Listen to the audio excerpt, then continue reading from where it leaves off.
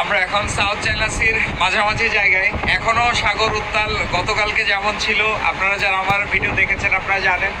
এখন পর্যন্ত বাতাসের গতিবেগ প্রায় সেম।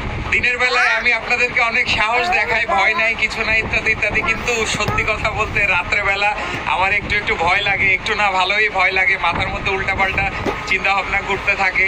আল্লাহ না করুক যদি এই মাঝ সমুদ্রে কিছু হয়, তাহলে যে আমরা কই যাব, কেমনে যে আমাদেরকে কোত্থেকে কে উদ্ধার করবে আল্লাহ ভালো জানে। আমি যেখানে দাঁড়ানো, সমুদ্রপৃষ্ঠ থেকে আমার উচ্চতা এখন 6 মিটার। এই যে এক একটা ঢেউ, এই যে দেখেন প্রায় আমাদের কাছাকাছি উঠে আসতেছে, মানে 4 থেকে 5 মিটার এক একটা ঢেউয়ের উচ্চতা। ভিডিওতে দেখে বোঝা যায় না সেভাবে। আপনারা যদি এখানে থাকতেন আমার সাথে, তাহলে অ্যাকচুয়াল ফিলটা পেতেন। আমাদের জাহাজে এখন 1 লাখ টন কার্গো আছে, আর জাহাজের ওজন আরও প্রায় 20,000 টন। এই 1,20,000 টন ভারী একটা জিনিসকে এই ঢেউগুলো, এত বড় বড় ঢেউগুলো এসে